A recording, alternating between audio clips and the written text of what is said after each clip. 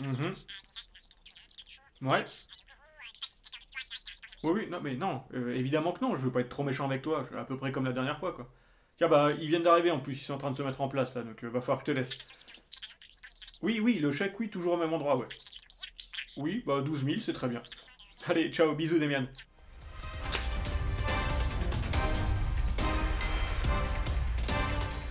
Il est le nettoyeur de mythes.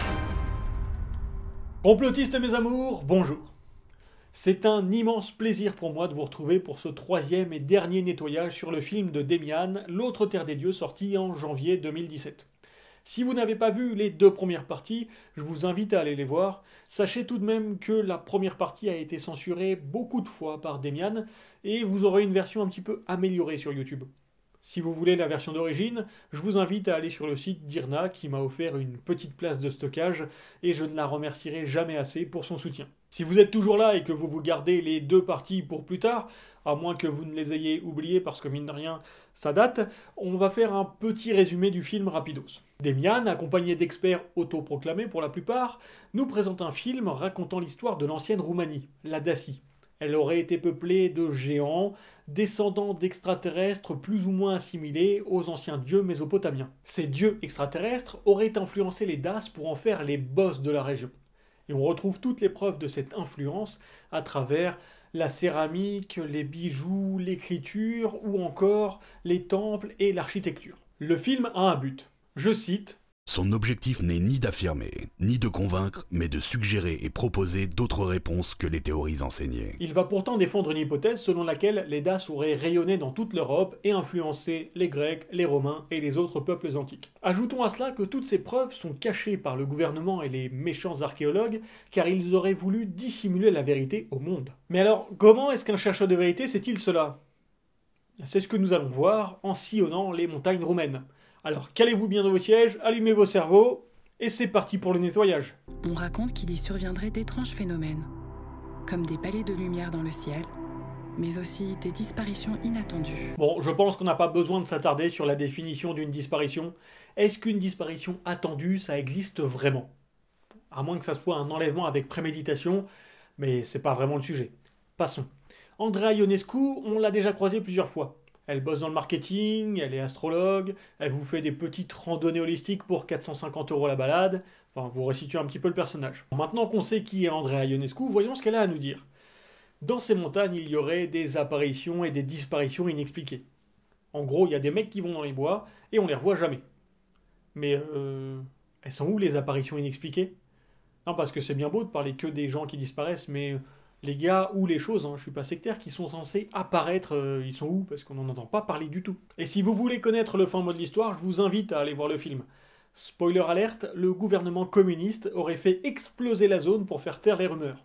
Un bon tapis de bombe à l'ancienne, c'est ça qu'on aime. Bizarrement, ce qui se passe en Roumanie, c'est que dès qu'il y a des phénomènes inexpliqués, les autorités vont chercher à dissimuler les preuves. L'origine de ces histoires sur tous ces phénomènes inexpliqués, c'est Vassile Roudan, qui en parle pour la première fois en 1980, alors qu'on est en plein régime communiste et pas des plus rigolos. On retrouve le même Vassile Roudan avec les mêmes histoires en 1994. Il a donc réussi à échapper au contrôle d'un État des plus autoritaires pendant quasiment 15 ans, sans sortir du pays. L'église, qui est située non loin d'Arguedava, visiblement elle date du XVIIe siècle. Et Arguedava, ça a été fouillé dans les années 50. C'est quand même fou, la surpuissance d'une église qui veut dissimuler les lieux bizarres et énigmatiques qu'elle contrôle, mais on peut quand même y aller, on peut faire des fouilles, on peut écrire des rapports de fouilles et continuer de vivre sa petite vie de scientifique tranquillement. Ici, comme on a pu le voir ailleurs dans le film, on évolue dans une sphère conspirationniste. Le gouvernement cache des choses, l'église cache des choses, personne n'a jamais réussi à vous montrer la vérité, mais là, un duo de touristes y arrive. Et hop, sans les mains. Bon, on va faire une petite piqûre de rappel parce que ça fait jamais de mal. Si l'Église avait la preuve que les géants existent, et donc que la Bible serait vraie, elle ne se plierait pas en quatre pour dissimuler au monde entier toutes ces preuves. Si le gouvernement roumain détenait les preuves de la suprématie des Daces sur les peuples antiques du reste de l'Europe, mais lui non plus le cacherait pas au monde. Rien que pour l'afflux de touristes, ça ferait un bien monumental au pays. Dans les faits, on observe que justement, le gouvernement roumain est très favorable à ce qu'on appelle le protochronisme.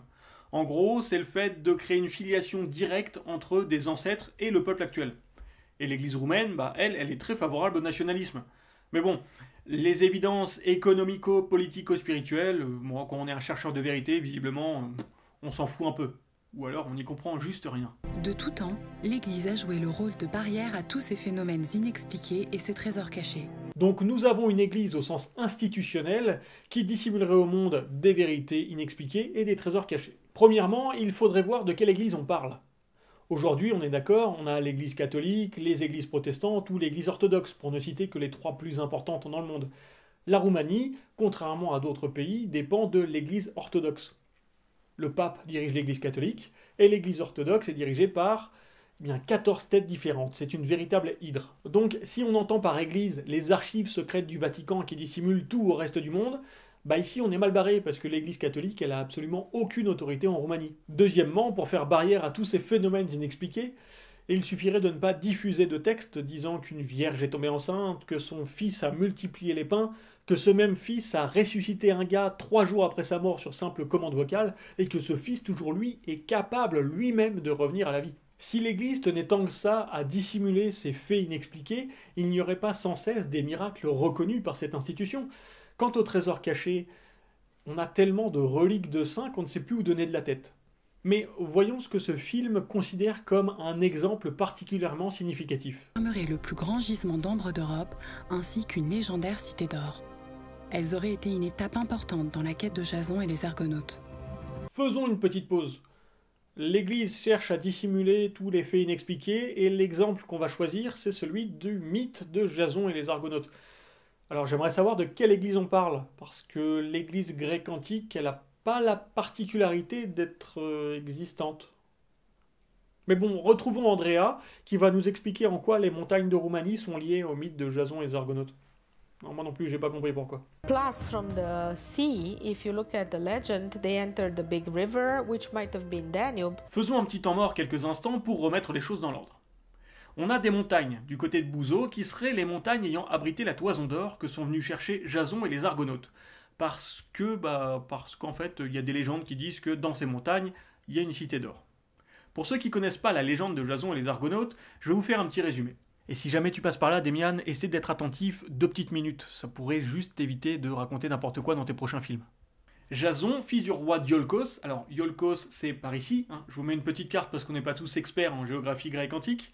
Jason se fait exfiltrer de la cité par sa mère parce que le demi-frère de son père, Pélias, fait un petit coup d'état tyrannique parce que, pourquoi pas, c'est un peu la mode à l'époque. Jason est donc élevé par un centaure. Il va ensuite revenir à Iolkos pour reprendre le trône. Pélias va lui dire « T'inquiète mon gars, je te rends le trône et toute ta cité à condition que tu me ramènes la toison d'or. » Jason est donc d'accord, il va partir pour la Colchide. On n'est toujours pas expert en géographie grecque antique. La Colchide, c'est par ici. Et après ça, Jason et les Argonautes récupèrent la toison d'or et puis ils rentrent à Iolkos.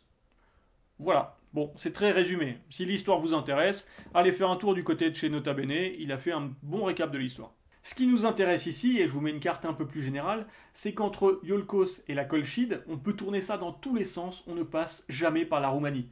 Du coup, ça aurait été bien de vérifier les témoignages avant de balancer ça dans le film, parce que si ça se trouve, Andrea Ionescu, elle croit ce qu'elle dit et elle est de bonne foi. Elle a juste jamais pensé à vérifier les trucs qu'on lui a dit.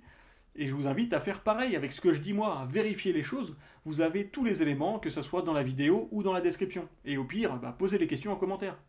On rapporte des événements troublants qui, malheureusement, ne seraient ni des mythes, ni des légendes. There is a documented one in one of the villages. There were 2 villagers. One was staying at the entrance of such a tunnel, and the other one went in.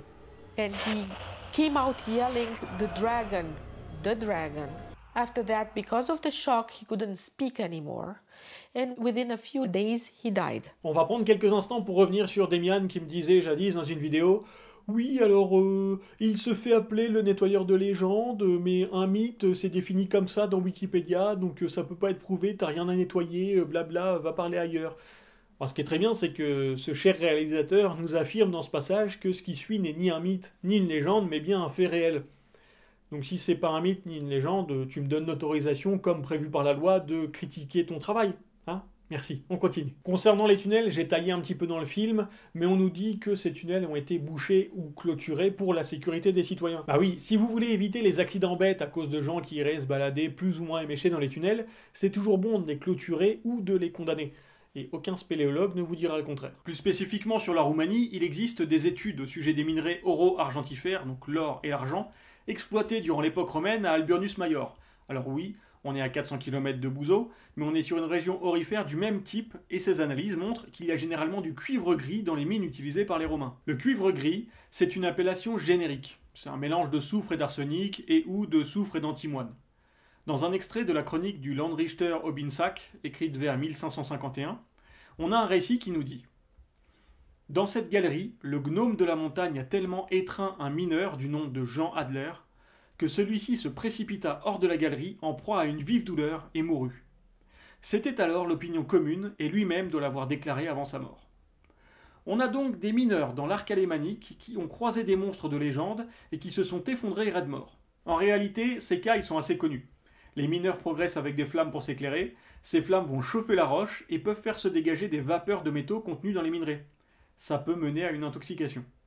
Alors, si dans le Tyrol on s'intoxique en croyant avoir vu des lutins et autres farfadets maléfiques, pourquoi est-ce qu'en Roumanie on ne pourrait pas halluciner en croyant voir un dragon avec exactement le même procédé? Et puis sous terre, avec une petite flamme pour s'éclairer, dès lors qu'on est nourri par des légendes et autres histoires, s'il nous arrive un truc un petit peu trop étrange, on va vite s'imaginer avoir vu quelque chose. Toujours est-il que nous avons de belles histoires, basées sur rien, sans preuve et toujours sans témoin. Bon, par respect pour la crédibilité de Demian, je ne vais pas vous diffuser la fin de ce passage. Mais attention, on a quand même la voix off qui nous dit « Cette histoire nous laisse à penser que ces tunnels pourraient abriter d'autres formes de vie. » C'est quand même beau avec Demian, c'est qu'on entend une légende, n'importe laquelle, mais puisqu'on a dit « Non mais c'est pas un mythe, pas une légende, hein, elle est vraie », bim, ça devient vrai, et on peut déduire plein de trucs irréels, surnaturels et autres fantaisies. Ce qui est triste, c'est que cette histoire, elle est étayée par rien du tout. Il n'y a pas un bouquin, pas un article de journal, même pas un témoin oculaire, c'est juste du vent. J'avance un petit peu dans le film, et on enchaîne avec un monastère qui serait bâti pile poil sur l'entrée d'un tunnel qui mène directement aux enfers. Alors on a fait quelques recherches et on se rend compte que le monastère il a été bâti au XVIe siècle. Ça fait quand même, niveau protection des enfers, un paquet de siècles en mode porte ouverte. Et puis, on se rend compte que ce monastère il a été fondé par l'un des descendants de Vlad Tepes, vous savez, le comte Dracula historique. S'il avait fait quelques recherches, Demian, il aurait pu faire un super film sur les vampires. Et du coup, là, on est déçus. Mais bon, sans transition, on va aller retrouver des tribus thraces. Il existait un peuple à l'écart des autres. C'était celui des Agathirs. Ce nom évocateur semble étrangement lié à celui de l'Agartha et de la légende de la Terre creuse. Cette tribu nomade des steppes aurait vécu dans les entrailles de la Terre et empruntait régulièrement ces tunnels. Les Agathirs s'étaient réputés pour se colorer la peau et les cheveux en bleu afin d'honorer et ressembler à leur dieu. Ah oui, quand même, oui. Oui, là, ça fait maintenant plus d'une heure qu'on nous parle des Das, et puis en fait, on va enchaîner sur une autre tribu. Et ça fait quasiment une demi-heure qu'on nous parle de tunnels et de souterrains trop étranges et trop secrets, pour en arriver sur une des bases du film, la Terre creuse.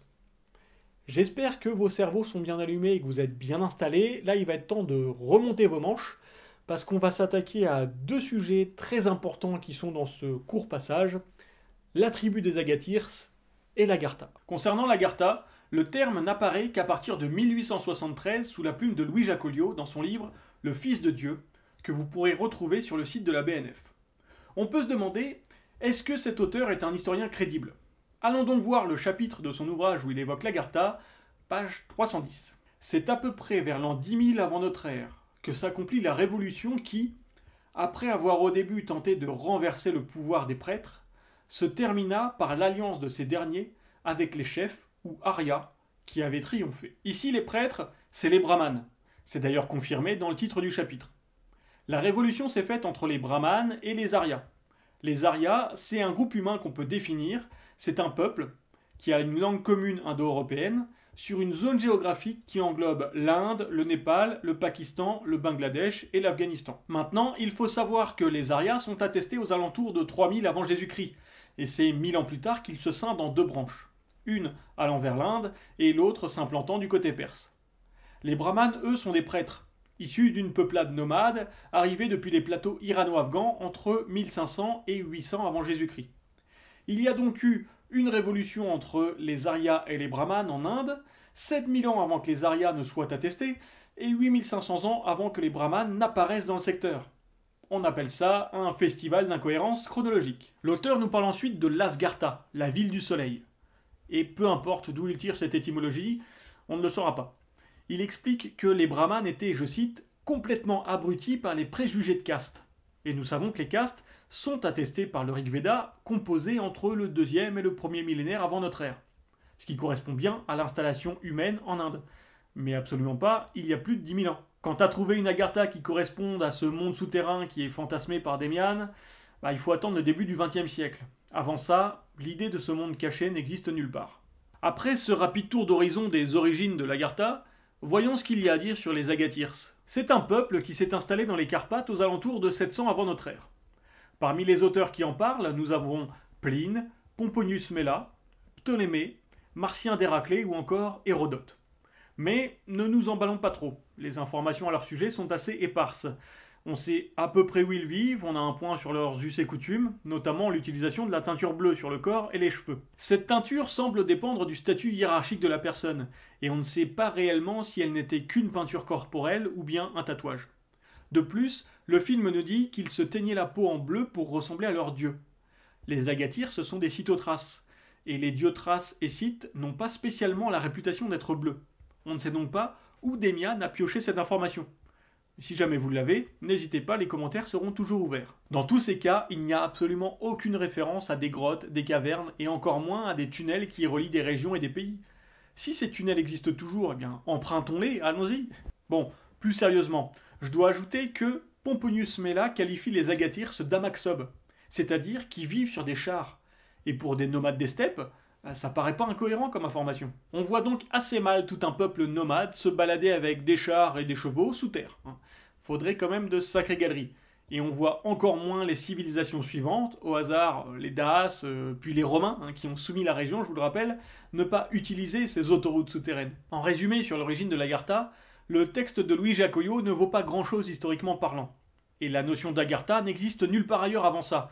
Donc, créer des connexions arbitraires entre ce monde souterrain mythique et une tribu thrace que rien ne lie à part l'étymologie de comptoir, c'est tout sauf une méthode de recherche correcte. Quant à la notion de terre creuse, parce qu'il y aurait eu une tribu qui se serait baladée sous terre, c'est tellement étayé sur du vent que là on peut arrêter toutes nos centrales nucléaires et puis s'alimenter uniquement avec de l'éolien. Mais bon, je suis sûr que Demian il a de meilleures sources à nous proposer. Dans son livre énigmatique Le Mammouth bleu, Luc Alberni décrit un roi du monde souterrain comme un pachyderme à la fourrure bleue. On se demande si derrière cette histoire, l'auteur n'aurait pas utilisé une métaphore pour révéler l'existence de géants à la peau bleue qui auraient pu interférer avec les hommes. Ah ouais, mais on nage en plein délire. Ça fait un bail qu'on s'est noyé même. Si je m'appuie sur la manière dont se qualifient les chercheurs comme Demian, ça veut dire qu'il a basé sa recherche de vérité sur le mammouth bleu de Luc Alberni. Pour vous situer un petit peu le problème, voilà ce qu'on en lit dans la rubrique description d'Amazon. Avec le mammouth bleu, délirant roman spéléologique du méridional Luc Alberni, initialement publié en 1935 et jamais réédité depuis, le lecteur va découvrir un prodigieux royaume souterrain sous le Midi, rencontrer le véritable roi du monde, résoudre l'irritant mystère de la langue basque et constater que la première espèce intelligente de la planète n'était pas l'Homo sapiens. C'est un putain de roman! Non mais Demian, c'est quoi ton problème? Que tu bases tes délires sur la Bible ou des anciens textes, on s'en fout, mais là, Le Mammouth bleu, c'est un roman écrit en 1935 par un ophtalmologue de Carcassonne. Et moi aussi, si je veux, je prends un roman et j'en fais la base d'une révolution historique. Là. Tiens, au hasard, le Haut Royaume de Pierre Pével. Les compagnies républicaines de sécurité, jadis nommées la Garde d'Onyx, ont été refondées par l'Ordre Ascarian sous le règne d'Erclan II. En fait, c'est une métaphore qui nous explique que le chef des CRS risque de libérer un mal millénaire sur le monde. N'empêche que moi, mon film, il aurait vachement plus de gueule que l'autre Terre des Dieux, et je vous réclame pas 7000 balles pour faire un navet qui mérite même pas sa place dans une boîte de choc à pic. Bon, on enchaîne avec la suite. Je vous dirais bien de relever vos manches, mais c'est déjà fait, donc allez vous chercher un coup à boire. Et puis, pour ceux qui n'ont pas soif, prenez le temps de vous abonner, de mettre un petit like, un commentaire, tout ça, ça fait jamais de mal à personne. C'est bon, ceux qui sont partis, vous êtes revenus? Bon, on va s'attaquer à un truc un petit peu compliqué, le Sphinx de Bousedji. Alors ça s'appelle Sphinx, mais en réalité c'est une formation rocheuse qui d'un côté ressemble à peu près à ça, hein, c'est un tas de pierres vulgairement assemblées comme un tas de pierres en gros, et de l'autre côté ça pourrait nous faire plus ou moins penser à une tête grossièrement taillée, enfin, vous constaterez que la pareidolie est assez évidente. Vous avez ça sur les bouches incendies, les paquets de popcorn, les toasters, enfin, tous les trucs qui vous font penser à une tête, même une simple prise de courant, c'est une pareidolie, parce que ça n'a pas été fait pour ressembler à une tête. Vous avez l'impression que c'est ça. Bah là, c'est pareil, on dirait une tête. Je vais pas trop m'apesantir dessus, il y a un très bon article sur le site d'IRNA, je vous le mets en description. Un autre mythe est rapporté par l'ouvrage Découverte au Boutchedji de Radu Sinamar. L'auteur avance qu'une cavité artificielle sous la montagne aurait été découverte en 2003 par un satellite géodésique américain. Bon, là, Demian, je te remercie pas, parce qu'à vouloir faire une analyse critique de ta bouse filmée, j'ai dû me taper la lecture d'une bouse écrite. En gros, le livre de Radu Sinamar commence par ce petit laïus. Non mais je vous jure, tout ce qui est écrit là-dedans, c'est vrai à 100%. Je le tiens d'un ancien chef de la division paranormale de la police secrète roumaine qui est maintenant devenu le chef de la division paranormale de ses renseignements intérieurs. En plus, j'ai eu accès à des dossiers ultra confidentiels, je suis allé sur des terrains, j'ai vu de mes yeux vus des trucs de ouf. Voilà. Moi, quand je tombe sur ce genre de truc, j'ai deux choix. Soit je me sers du papier pour allumer le barbecue, soit j'en fais un debunk. Bon, là, curieusement, j'avais chopé la version numérique, j'ai pas trop eu le choix, quoi. Pour faire assez simple, l'auteur nous parle d'un de ses amis. Un enfant né avec un cordon ombilical d'1,50 m de long, fait d'une matière caoutchouteuse mais plus dure que l'acier, il faudra user 4 paires de ciseaux et un scalpel pour réussir à le couper.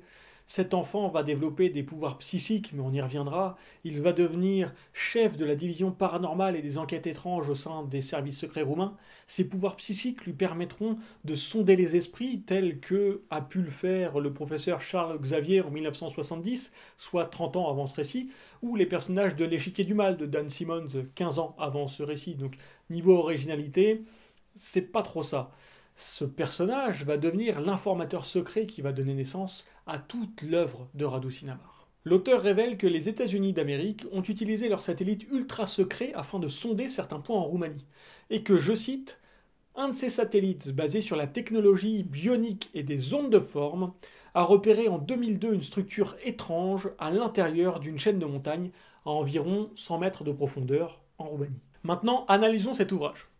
L'histoire d'un enfant qui naît avec un cordon ombilical un petit peu long, bon à la limite ça arrive. De là à faire 1,50 m, c'est quand même assez étrange. Et puis sur le coup des pouvoirs psychiques, bon, peut-être qu'il est mentaliste, il faudrait demander à Clément Fraisse. Ensuite, que se passe-t-il en 2002 sur la scène internationale? Du côté des États-Unis, le pays est touché par un attentat en janvier. Bush fils va décréter l'étiquette « l'axe du mal » avant d'envahir l'Afghanistan, puis de lancer des recherches vers l'Irak pour essayer de trouver les fameuses armes de destruction massive. En gros, le pays a autre chose à foutre que de diriger un satellite militaire directement sur des montagnes perdues au milieu de la Pampa en Roumanie. Du côté de la Roumanie d'ailleurs, 2002 c'est surtout des inondations mortelles dans le pays et la signature d'un traité entre les États-Unis d'Amérique et la Roumanie au sujet de l'installation de GIs américains comme point de chute avant d'aller guerroyer dans le sable au Moyen-Orient. On est donc assez loin de la rivalité conflictuelle interne entre ces deux puissances. On peut ajouter 2-3 trucs sur le satellite. C'est tout à fait possible de repérer des cavités souterraines avec le bon matos. La preuve avec l'identification des lacs souterrains sur Mars. Le problème ici, c'est que l'auteur a recueilli les propos du chef de la division paranormale des services secrets. Et il affirme que le satellite utilise une technologie bionique et des ondes de forme. Moduler des formes d'ondes pour mieux pénétrer le sol, ça se fait, et il y a pas mal d'études sur le sujet. Mais un satellite avec une technologie bionique et d'ondes de forme, je vais pas vous faire l'affront de vous demander ce que vous en pensez, parce que vous avez probablement trouvé que ça sonnait comme de l'arnaque intellectuelle totale. Et comme le dit la Tronchambier face à certains arguments de Jacques G, sans déconner, ça veut rien dire. Enfin, on a un duel de superpuissance, parce que le gouvernement roumain veut révéler la vérité à son peuple et au monde en faisant un grand communiqué sur leur découverte. Alors que de leur côté, les États-Unis veulent garder l'information totalement secrète. Bon, entre nous, la Roumanie, à l'époque, même si c'est pas une superpuissance, elle a pas grand chose à craindre de George W. Bush. Lui, il est complètement ensablé dans toutes ses affaires au Moyen-Orient. L'auteur du bouquin a beau nous dire « Oui, les présidents se sont appelés en direct, et puis ils ont eu une discussion de président, et finalement, le président roumain, il a lâché l'affaire. Faut arrêter de nous prendre pour des jambons 5 minutes. » Mais faut croire que dans ce cas-là, plus c'est gros et plus ça passe. En conclusion, on a un mec qui est ami avec un ancien agent des services secrets roumains qui va diffuser un bouquin alors que la plus grande puissance mondiale ne veut pas que ces informations circulent.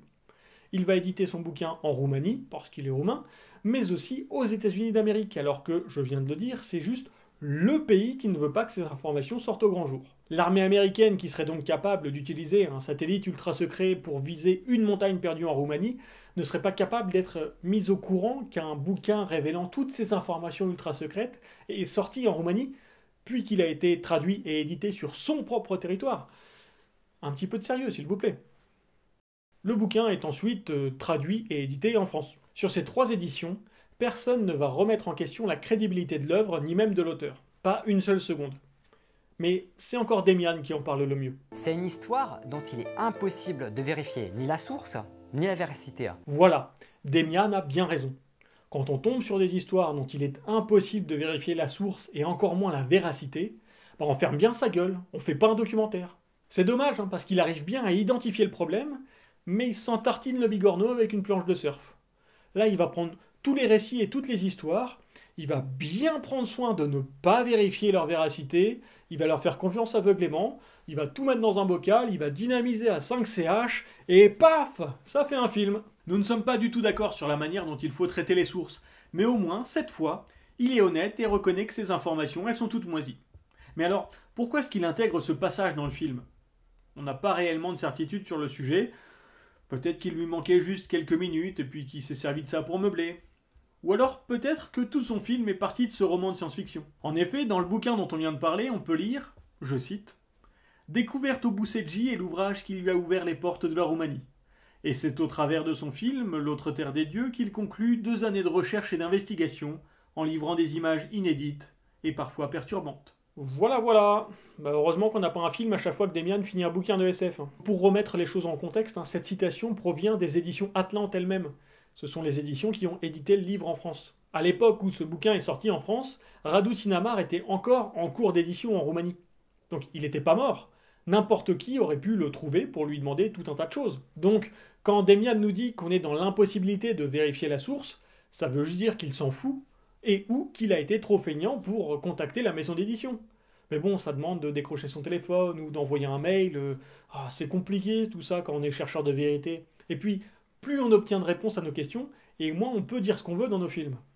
Du coup, ça rentre en contradiction avec le business plan. Mais bon, allez, j'arrête de taper au cul de l'ambulance. Ici, on est juste dans un livre de science-fiction que des éditeurs peu scrupuleux ont fait passer pour une histoire vraie. Ça arrive. Dans la suite du film, Demian nous parle de ces cavités qu'on trouve sous le sphinx de Boussedji. Il s'agirait en fait d'une base extraterrestre. Un grand dôme avec des tables et des chaises de 2 mètres de haut. Bah oui, il faut que les extraterrestres soient des géants parce que sinon on perd toute cohérence entre le film de Demian et le livre sur lequel il se base. Sur ce mobilier, on trouve tout un tas d'artefacts et d'hologrammes, nous en apprenant plus sur la vie, l'univers, le reste, la science. Et au bout de ce dôme, on a 3 tunnels. Le premier menant en Égypte, le deuxième au Tibet, et le troisième dans la Terre creuse. Alors moi je me suis demandé qui est le pauvre gars qui a été tiré au sort pour parcourir à pied le tunnel et revenir pour prouver que le tunnel va bien où il dit qu'il doit aller. Et encore une fois on va demander à Demian parce que c'est lui qui a la réponse et je suis désolé, je m'en lasse pas. C'est une histoire dont il est impossible de vérifier ni la source, ni la véracité. On est d'accord, merci beaucoup Demian de reconnaître devant tout le monde que ton film est basé sur du vent et n'apporte rien. C'était la meilleure conclusion qu'on pouvait apporter à ce nettoyage. Et j'ai... Pardon ? Ah, ton film n'est pas fini. Ah d'accord, vas-y, on enchaîne. Mais il arrive parfois que la Terre présente des anomalies. Des évidences dérangeantes qui balayent en quelques secondes des milliers d'années d'histoire et de certitude. Des objets indésirables et irréfutables que l'on appelle ouparts. Ces artefacts font trembler les institutions scientifiques et remettent tout en question. Bon, la remise en question n'aura pas duré bien longtemps. Voyez comme le film affirme qu'il y a des choses qui pourraient balayer toute notre histoire, alors que, je vous le rappelle, il s'ouvrait sur ça. Il expose certaines découvertes et théories qui ne peuvent être prouvées à ce jour, mais qui lèvent le voile sur des cultures méconnues et négligées. Son objectif n'est ni d'affirmer, ni de convaincre, mais de suggérer et proposer d'autres réponses que les théories enseignées. Maintenant, j'aimerais bien qu'on m'explique. Comment peut-on avoir pour objectif de ne rien affirmer ni convaincre, et d'un autre côté, montrer des tas d'objets dont les preuves irréfutables permettent de balayer des milliers d'années d'histoire. On a là un bel exemple de mélange entre un millefeuille argumentatif et une pente savonneuse. Le film va commencer par nous dire « Non mais moi je cherche pas à vous convaincre de quoi que ce soit, j'ai juste repéré 2-3 petits trucs qui me semblaient bizarres. » Et il va finir par « Tu vois qu'on nous cache la vérité. Même toi tu t'en es rendu compte tout seul comme un grand, moi j'ai rien fait pour t'influencer. Tu le vois. » Quand ces 2 phrases sont espacées d'1h15, ça peut encore passer, mais quand elles sont mises côte à côte, on se rend compte qu'il y a un gros problème de cohérence dans ce documentaire. Et dans un documentaire, quand deux parties sont totalement en incohérence comme ici, soit il y a une malhonnêteté intellectuelle destinée à abuser du spectateur, soit le film est juste mauvais. Bon, ce n'est pas excluant, ça peut être de la malhonnêteté intellectuelle et le film peut être un gros navet. On a un très bel exemple avec l'autre Terre des Dieux. Maintenant, qu'est-ce qu'un OOPArt? Out of Place Artifact. Un artefact hors contexte. En archéo, un artefact, c'est n'importe quel objet fabriqué par la main de l'homme.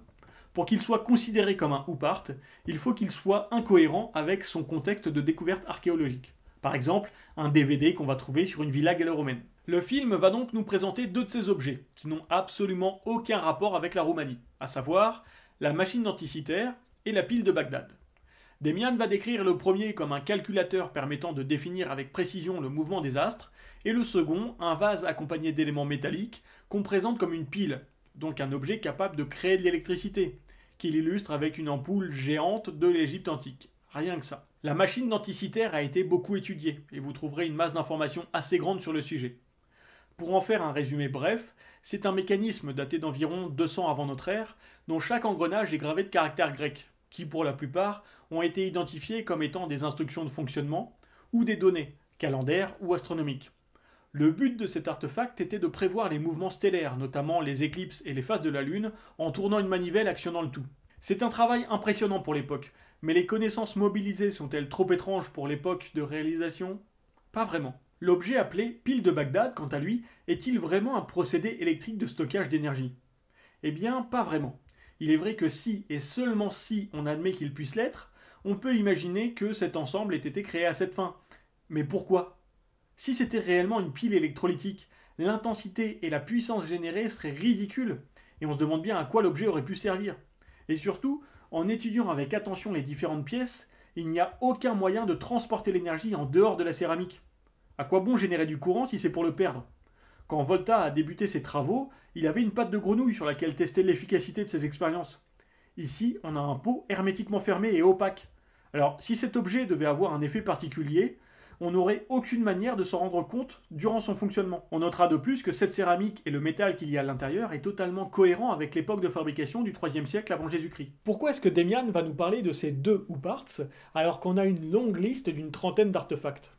Eh bien justement parce que ces OOPArts ne restent pas longtemps bien incompris. Et quand les scientifiques admettent qu'ils ne sont sûrs de rien concernant l'utilité de cet objet, les chercheurs de la vérité vont tout de suite sauter sur l'hypothèse la plus exotique sans tenir compte de tous les arguments qui contredisent leurs croyances. Bien entendu, le film ne se tourne pas sur les OOPArts au hasard, on en a trouvé un en Roumanie justement, et on en parle maintenant. L'artefact d'Ayout fait partie de ces objets anachroniques.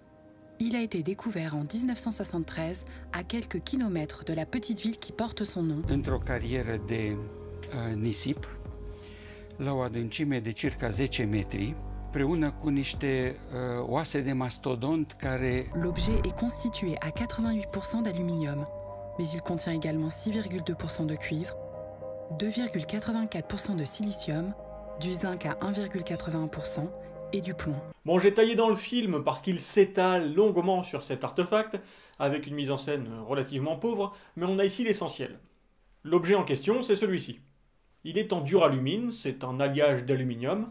Il a été trouvé à environ 10 mètres de profondeur dans une ancienne carrière de sable, et à proximité de celui-ci, on aurait trouvé des os de mastodonte à fourrure. Niveau chronologie factuelle, on a un objet en aluminium, dont l'exploitation industrielle ne commence qu'au milieu du 19e. Mieux, on a du duralumine, qui n'existe pas avant le début du 20e. Je pense que comme moi, vous avez tous croisé des mastodontes à fourrure quand vous alliez voir vos grands-parents quand vous étiez petits. Et c'est impossible puisque l'espèce est éteinte depuis pas loin de 10 000 ans.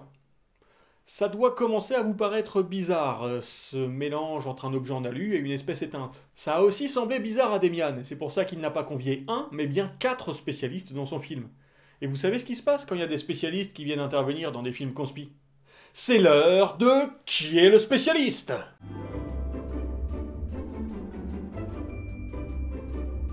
Monsieur D, vous êtes donc ce que l'on appelle un chercheur de vérité. Vous vous interrogez sur plein de choses que vous ne comprenez pas dans le monde, et donc vous invitez des gens dans vos œuvres pour répondre à des questions à peine chargées, c'est bien ça? Oui, c'est tout à fait ça. Bon, on n'a pas vraiment le temps de vous présenter plus que ça, parce que sinon on n'aura jamais fini. Et comme on s'est encore embarqué dans un truc bien foireux, voilà les questions. Vous êtes prêts? Non. En vérité, on s'en fout, on va dire que oui. Je suis mathématicien et informaticien roumain. J'ai bossé pour le gouvernement et auprès de l'UNESCO. Je m'intéresse au phénomène OVNI en Roumanie depuis 2014 avec mon livre OVNI se prépare-t-il à l'invasion. Je suis Dan D. Farkas. Je suis professeur en physique moléculaire à l'université de Cluj, mais aussi spécialiste de parapsychologie et rédacteur en chef de Paranormal, le journal des sciences roumaines de parapsychologie. Je suis Adrian Patrut. Je suis professeur en sciences des matériaux à l'université Paris-Est Créteil et je collabore avec le CNRS. Yvan Guillot. Je suis docteur en physique des matériaux ayant écrit une thèse intitulée Microstructure et propriétés mécaniques des alliages de type duralumine de Breguet 765 numéro 504-64 PH, approche historique des sciences des matériaux, Audrey Cochard. Je dis oui, c'était le 4 spécialiste à la suite. Bravo monsieur D, et non, vous n'aurez pas de mot de la fin parce que cet épisode est déjà trop long. On a juste le temps de remercier tous nos fidèles spectateurs qui s'abonnent et qui mettent plein de pouces bleus. On se retrouve pour la finale des finales des champions du monde de la vérité vraie et absolue dès qu'on aura un autre nettoyage à faire et en live très bientôt pour un retour sur cette saison. C'était Qui est le spécialiste? Bonsoir chez vous. Voilà, normalement vous avez les qualifications des divers spécialistes qui sont ici interrogés par Demian. Donc on a cet objet en aluminium qui est trouvé à côté d'ossements d'animaux ayant vécu entre 80 000 et 8 000 avant notre ère. Avant de causer des dates, on doit rappeler que ces ossements, on ne sait pas où ils sont. Ils auraient été trouvés par quelqu'un lors d'un chantier, mais de tout ça, on n'a qu'un vague témoignage et personne n'est capable de remettre la main dessus. Côté métallurgie, l'aluminium n'est pas exploité de manière industrielle avant 1825 et le duralumine, c'est pas avant 1900. Cet objet serait donc en décalage avec son époque normale de 7100 à 77 100 années. C'est quand même bizarre. C'est tellement bizarre que Demian va parler de cet objet pendant près de 10 minutes. Je ne vais pas vous passer l'intégralité de ce passage, mais on va en faire un petit résumé ensemble. Notez au passage que c'est sur cette pièce que Demian va baser exclusivement la fin et la conclusion de son film. Nous avons donc 4 intervenants. 2 sont roumains et très proches et partisans des théories exotiques. Et quand je dis exotique, c'est autant extraterrestre que humanité technologiquement avancée qui nous aurait précédés, alors que nos 2 chercheurs français sont un peu plus proches de leur domaine de compétences et très terre-à-terre sur la question. D'un côté, nos 2 chercheurs roumains affirment que ce duralumine ne peut pas s'être oxydé aussi facilement sans avoir passé plusieurs dizaines de milliers d'années sous terre, alors que de l'autre côté, nos 2 chercheurs français expliquent que le duralumine justement s'oxyde très facilement, et que cette couche de corrosion pourrait tout à fait être très récente. Si vous me suivez depuis quelque temps, vous devez avoir quelques bases et notions en archéologie. Ce qui compte quand on découvre un objet sur le terrain, c'est son contexte de découverte. Et sur ce point, Dan D. Farkas, l'un des 2 chercheurs roumains interrogés par Demian, a un avis très intéressant. Problema este că nu este sigur că oasele de mastodont sunt legate de acest artefact. S-ar putea să fie legate, s-ar putea să nu fie legate. En gros, on ne sait pas trop s'il est en contexte ou non. Sur n'importe quel chantier de fouille, s'il y a un doute, eh ben il n'y a pas de doute.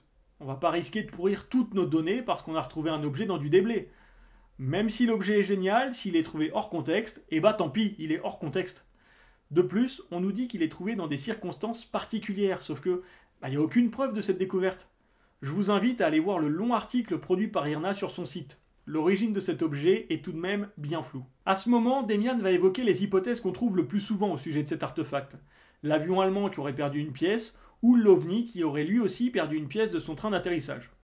Il existe cependant une hypothèse que Demian passe sous silence. Après tout, ça serait pas la première fois. Celle de l'origine industrielle. En effet, non loin de cette sablière, il existe une ancienne entreprise de métallurgie qui aurait pu produire ou recycler ce genre de pièces. À nouveau, je vous invite à lire l'article chez IRNA parce que tout ce que je pourrais expliquer ici ne serait qu'une redite de ce dernier. Si on récapitule, on a donc les 2 chercheurs français qui nous expliquent que le duralumine, ça s'oxyde facilement. Un des chercheurs roumains qui précise qu'on n'est même pas sûr que l'artefact soit lié aux os de mastodontes à fourrure. Os qui, je vous le rappelle, n'ont jamais été retrouvés. Et l'existence d'une ancienne entreprise de métallurgie sur laquelle personne n'a vraiment enquêté.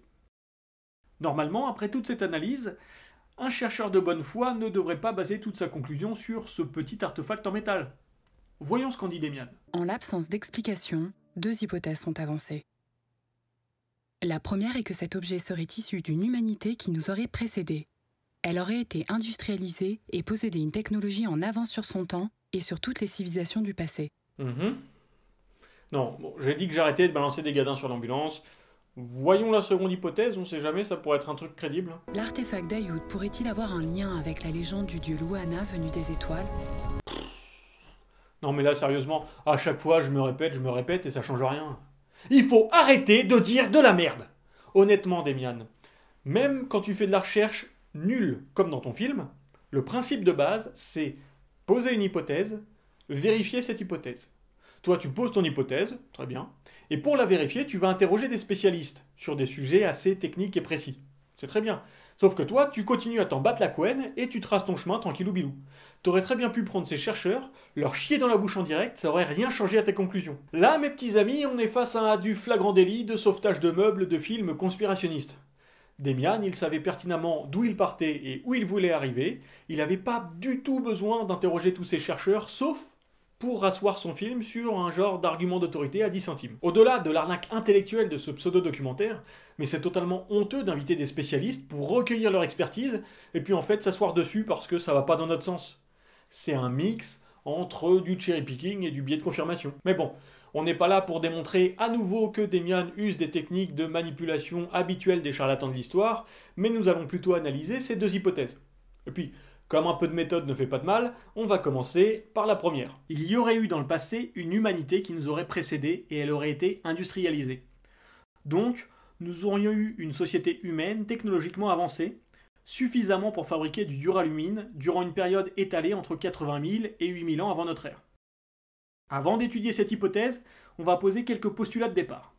Déjà, une société industrialisée, elle ne naît pas industrielle. Même si elle est influencée par d'autres civilisations extérieures, elle a forcément un passé. Prenons notre civilisation actuelle. On arrive à identifier le passé de notre civilisation, notamment grâce aux restes funéraires et à ce qu'ils nous apprennent au sujet du culte aux morts. Curieusement, nous ne sommes pas immortels, et quand nous cessons de vivre, oui, je suis désolé, je spoil, mais il y a un moment ça va s'arrêter pour tout le monde, quand nous cessons de vivre, il faut bien faire quelque chose de nos corps. Même si aujourd'hui on pratique pas mal l'incinération, on connaît, grâce aux recherches historiques, ce que faisaient nos ancêtres. Eh bien, pour une civilisation âgée de 80 000 à 8 000 ans, c'est exactement pareil. Aujourd'hui, on trouve des tombes anciennes qui sont plus anciennes que les mastodontes à fourrure. En anthropoarchéologie, qui est une spécialité en archéologie, on observe une cohérence des maladies et des traumatismes qui peuvent marquer les os. En gros, quand une société commence à s'industrialiser, la qualité des soins augmente.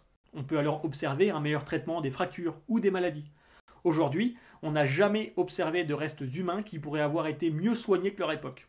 De plus, on peut retracer les migrations des civilisations par le mobilier laissé dans leurs tombes, ainsi que la manière dont sont traités les morts. Aucun archéologue n'est jamais tombé sur des anomalies pouvant faire penser qu'une civilisation supérieure aurait pu vivre avant toutes les autres et dominer les autres.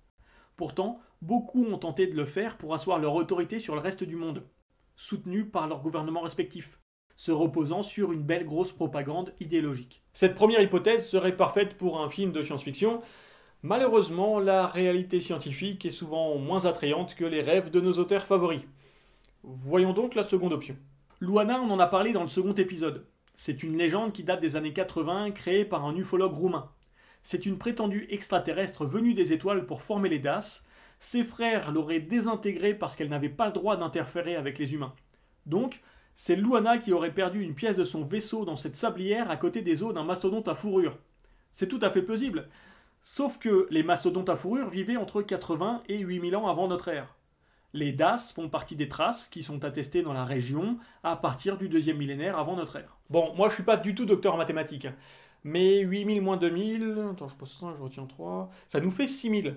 Donc Luana, la déesse extraterrestre, aurait influencé les DAS tout en perdant une pièce de son vaisseau 6000 ans avant que les traces n'apparaissent dans la région. J'ai tellement hâte de voir le prochain film de Demian qui va nous expliquer comment les extraterrestres de la Terre creuse nous ont volé 6000 ans de préhistoire.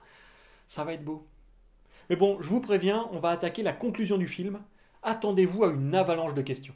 Si toutes les découvertes évoquées précédemment étaient fausses, pourquoi s'obstine-t-on encore aujourd'hui à les discréditer? Pourquoi minimiser l'intellect des DAS? Pourquoi calomnier les tablettes de Sinaya et refuser l'hypothèse d'une autre datation concernant les tablettes de Tartaria? Pourquoi dénigrer les connaissances de la culture Cucuteni? Et pourquoi rejeter une évidence qui pourrait s'avérer être une des plus grandes découvertes de tous les temps? Nous avons là un bon mix de questions chargées et de millefeuilles argumentatifs. Et pour tout comprendre, on va en faire un à notre sauce juste après. Bon, on a déjà parlé de tout ce qui est évoqué dans ce passage, au fil de 3 nettoyages sur le film de Demian, mais bon, s'il faut qu'on repasse dessus, on va repasser dessus. Avant ça, je me suis dit qu'on pourrait reformuler les questions en y mettant autant de bases scientifiques que le film y avait mis de mauvaise foi. Puisque toutes les découvertes évoquées précédemment ont été démontrées comme fausses et peu fiables, pourquoi certains s'obstinent encore aujourd'hui à en parler pour les faire passer pour vraies? Pourquoi Demian insinue-t-il que les scientifiques qualifient les DAS de peuple stupide? Pourquoi estimer que les tablettes fabriquées à l'époque contemporaine pourraient posséder un quelconque honneur? Pourquoi s'acharner à vouloir dater des artefacts dont le contexte nous est totalement inconnu? Pourquoi refuser de reconnaître qu'une civilisation égale ses voisines sans les surpasser? Et pourquoi rejeter tous les avis scientifiques qui ne vont pas dans le sens du film? Voilà. Avec une bonne série de questions chargées, vous pouvez planter n'importe quel genre de graines dans les esprits des crédules. Surtout après 1h30 de film au fort fumé fallacieux. Maintenant que le millefeuille est posé, il ne reste plus qu'à vérifier ces arguments rapidos, comme je les ai déjà développés ailleurs, on va faire ça en mode chrono-debunk. Si on s'obstine à critiquer la véracité des découvertes exhibées par ce film, c'est justement parce que son auteur refuse de sortir de sa bulle. Il n'accepte pas les critiques méthodiques, même venant de ses propres sources, et il continue à essayer de convaincre son public avec ce genre d'arguments malhonnêtes. Personne ne minimise l'intellect des DAS, mais pour ça il faudrait lire un peu les études produites par les historiens et archéologues sur le sujet. Il est impossible de calomnier des objets puisqu'ils sont inanimés. Malgré ça, il devait y avoir 300 photos de ces tablettes prises par un chercheur roumain, mais il ne reste que 5-6 clichés qui se battent en duel. Où sont ces preuves? L'hypothèse d'une autre datation de ces tablettes de Tartaria est écartée tout simplement parce que leur découverte est impossible à situer et qu'elles sont totalement incohérentes dans leur forme par rapport à tous les autres artefacts trouvés sur ce site archéologique. Personne ne dénigre les connaissances des cultures passées. Encore une fois, pour le savoir, il faudrait lire un peu les études produites par les historiens et archéologues sur le sujet. Quant à la plus grande découverte de tous les temps, quand on recueille les expertises physico-chimiques et qu'on écarte 100% des réponses données juste parce qu'elles ne nous plaisent pas, il ne faut pas s'étonner que la communauté scientifique balaye cette hypothèse sans trop se poser de questions. Grâce à ce passage, une chose est certaine, c'est que Demian ne connaît rien à la méthode scientifique et qu'avant de faire son film, le seul livre qu'il ait ouvert, c'est le bouquin de SF dont on a parlé précédemment. Toate acestea nu sugerează. După părerea mea, arată în mod clar că există o intenție de a bloca cercetarea, de a intimida pe cei care vor să afle mai mult. Mais bien sûr que oui, il y a clairement une intention de blocage et d'intimidation. Moi, regardez, quand je tape archéologie, chantier Roumanie, eh ben je tombe absolument sur aucun... Ah si, pardon, non, il y a plein de résultats. Hein. Je ne vais pas vous les montrer tous, je vous invite d'ailleurs à aller fouiner sur Google. Mais c'est dommage que Daniel Roxy ne soit pas allé chercher sur Google, et qu'il ne connaisse pas non plus les axes de recherche archéologiques de son pays.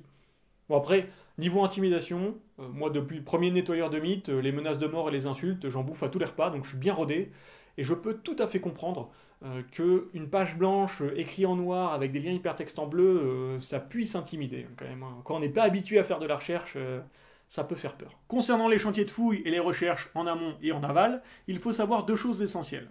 Ça prend du temps et ça coûte du pognon. Et comme vous le savez, le pognon, ça pousse pas dans les arbres, et le temps, dans notre univers et dans des conditions normales et actuelles, c'est pas significativement dilatable ou compressible. Pour faire une petite estimation, en France, une campagne de fouilles programmée annuelle, c'est-à-dire 4 semaines de chantier avec 25-30 fouilleurs, équipe d'encadrement comprise, logement, nourriture, ainsi que les analyses et le traitement du mobilier en laboratoire sur le reste de l'année, c'est grosso modo 100 000 € de budget. Voilà, quand je vous dis que la culture est en galère, je me fous pas de votre tronche. Avec le financement participatif de la révélation des pyramides 2, on aurait pu financer 2 années de fouilles d'une fac française. Est-ce qu'on peut prouver qu'il y a une volonté des autorités pour empêcher les chercheurs de chercher? Mais la recherche, elle est publique. Je vous invite à consulter les directions régionales des affaires culturelles qui autorisent ou non les gens à fouiller. Vous trouverez tous les rapports de fouilles consultables par n'importe quel citoyen. En ce qui concerne la recherche historique, les archives, c'est libre d'accès. À partir du moment où vous n'allez pas raturer, déchirer ou cramer des trucs, personne ne vous empêchera de chercher. Bon allez, je pense pas qu'on doive perdre plus de temps que ça à disserter sur les délires paranoïaques d'un nationaliste roumain en manque de complot Illuminati, mais ça m'aura au moins permis d'éclaircir quelques points sur le coût de la recherche. Et la recherche, justement, c'est étudier toutes les données qu'on sort de fouilles ainsi que les objets. Et tant qu'on parle d'artefacts, voyons ce que Demian pense des faux en archéologie. Je ne vois pas ce qu'auraient eu à gagner des plaisantins au siècle dernier à faire des fausses tablettes. C'est juste une question de logique. Mais oui. Qu'est-ce que des plaisantins auraient à gagner à fabriquer des faux? Voyons un exemple pioché au hasard dans la liste des faux archéologiques connus. Le géant de Cardiff. Un géant de 3 mètres de haut qui s'est révélé taillé dans du gypse de l'Iowa en 1868. Dès l'annonce de sa découverte, enrobée d'une histoire d'ouvrier chanceux, il devient possible d'aller voir cette relique d'un temps oublié pour la modique somme de 25 cents le premier jour, puis 50 cents dès le lendemain. Rappelons qu'en 1870, aux États-Unis, le salaire moyen quotidien, il est de 2,20 $.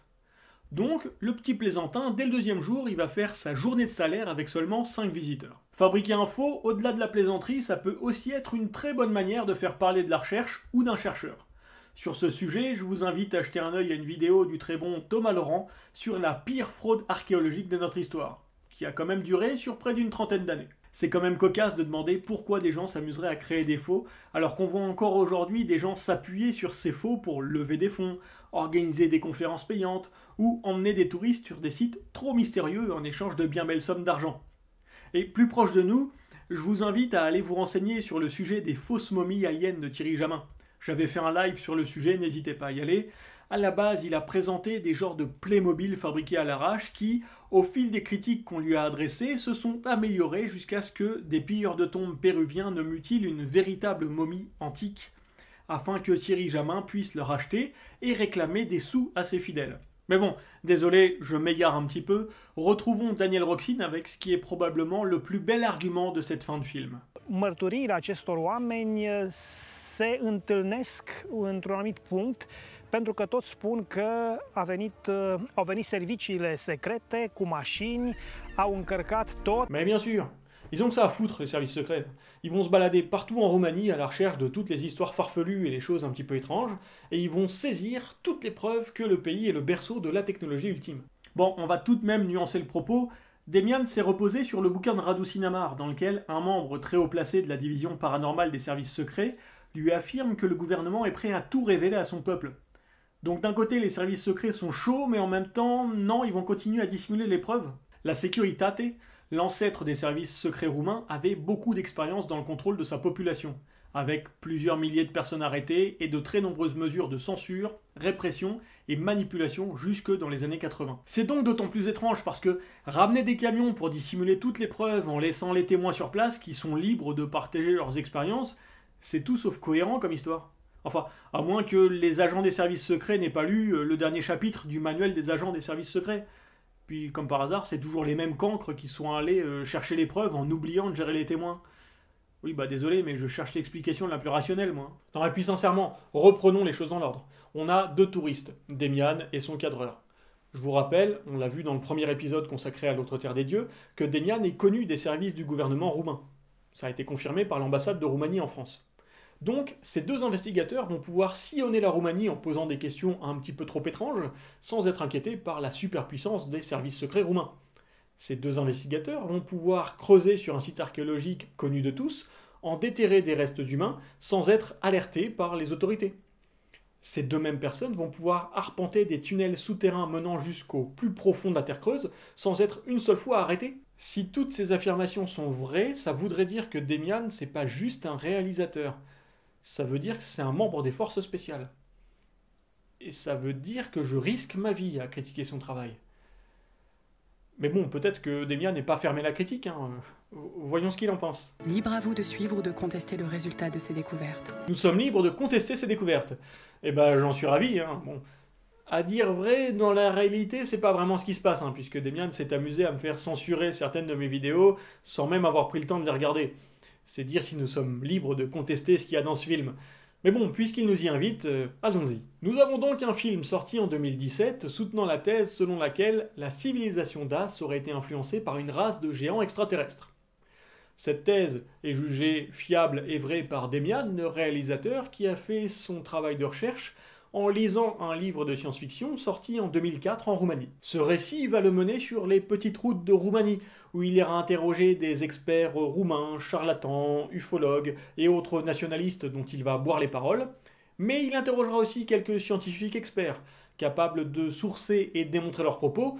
Malheureusement, Demian ne va pas tenir compte du tout de ces informations. À travers les 3 épisodes que je lui ai consacrés, vous avez pu voir que Demian n'a jamais pris la peine de vérifier ses sources et n'a pas pris le temps visiblement de s'intéresser à l'actualité de la recherche. Il voulait pourtant traiter d'un sujet en affirmant vouloir proposer et suggérer d'autres réponses que les théories enseignées. Du coup, moi je me demande comment on fait pour proposer et suggérer des réponses autres que les théories enseignées quand on n'a pas pris le temps de s'intéresser à ce que la théorie enseigne. Ce que fait Demian, c'est pas de la recherche. C'est même pas au niveau de l'investigation. Il vend du rêve, et attention, il n'est pas bon marché. Au-delà des 7 000 € qu'il a récoltés pour son film, il vend son film, mais le prix n'est pas spécifié sur son site internet, il faut le réclamer en mail. La vidéo à la demande du film vous coûtera 8,90 €, le livre tiré du film vous coûtera 80 €, et sur le même sujet, il organise des petites excursions de 2 semaines en Roumanie sur la trace des mythes et des légendes autour de son film. Pour cela, il vous faudra débourser l'aller-retour en avion, ou en voiture, ou peu importe. Si vous voulez une chambre individuelle, il faudra payer un peu plus, les assurances personnelles ne sont pas comprises, mais vous devrez quand même payer 1820 € pour être accompagné par Demian. Bon, après, je ne vais pas cracher sur quelqu'un qui veut entreprendre.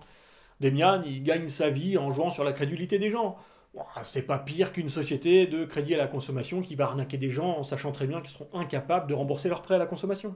Ce qui est dommage, c'est de faire passer ces légendes pour la réalité, en s'entourant de pseudo-chercheurs qui ne publient ni leurs sources, ni leurs méthodes, en répétant tout au long du film que les découvertes peuvent remettre en question toute notre histoire, et que la science officielle vit dans un dogme et qu'elle est incapable de se remettre en question. Mais si l'archéo c'était un dogme, ça serait dangereux de fouiller pour trouver justement des sites qui peuvent remettre en question l'histoire. Pourtant on fouille tous les jours, c'est bien la preuve que la science accepte d'évoluer. Je l'ai déjà dit, mais oui, vous avez parfaitement le droit de rêver. Mais si histoire et archéologie ne s'appellent pas mythes et légendes, c'est probablement parce que ce ne sont pas les mêmes choses. Certaines ont besoin de bases solides pour être enseignées, alors que d'autres ne nécessitent qu'un compteur et une paire d'oreilles attentives pour être transmises. Bon, je pense encore une fois que Demian ne va pas être content et qu'il va à nouveau m'envoyer un mail de menace, parce qu'en attaquant son travail et en démontrant toutes les lacunes qu'il y a dans ses méthodes d'investigation, et parfois des petites tromperies à la limite de la légalité, on s'aperçoit que tout ce qu'il dit doit être pris avec beaucoup de précaution. Et ça l'embête, parce qu'il vit de la crédulité des gens. Tout ce que j'espère, le plus sincèrement du monde, c'est que les personnes qui placent leur foi en Demian ne se ruinent pas trop pour le suivre. Sur ce, je vous remercie d'avoir passé ce nettoyage ainsi que les 2 qui l'ont précédé en ma compagnie. N'hésitez pas à vous abonner, à aller faire un petit tour dans les commentaires. On fera un live de débrief sur ces 3 épisodes, tout comme je l'avais fait avec la révélation des pyramides. Donc je vais avoir besoin de vous parce que c'est vos questions qui vont faire vivre le live. Ne vous en faites pas, je ferai une annonce et le live sera affiché et annoncé comme il se doit. J'en profite pour remercier tous ceux qui, de près ou de loin, m'ont aidé à la conception et la réalisation de cet épisode. Solène pour sa patience et le support logistique, Vincent, Maxime et Eric pour toutes les connaissances au sujet des satellites, et puis la secte d'Irna et les Illuminati de chez Gollum parce que ils étaient là quand il y avait besoin, et je voudrais remercier spécialement tous les potes qui m'ont soutenu au moment où il le fallait. Je ne vous spoile pas la fin du film, mais Demian nous emmène directement dans la Terre creuse. Bon, c'est de l'image de synthèse, il n'est pas allé filmer là-bas parce que sinon les services secrets roumains lui seraient tombés dessus et puis il se serait retrouvé déporté sur une autre planète. Franchement, si vous avez passé une mauvaise journée, vous avez 3 minutes pour vous marrer, ça peut pas faire de mal. Avec tout ça, je vous souhaite de garder un esprit critique bien affûté, de ne pas vous laisser manipuler par les charlatans, puis je vous dis à aussi vite que possible pour un live et un prochain nettoyage. Ciao!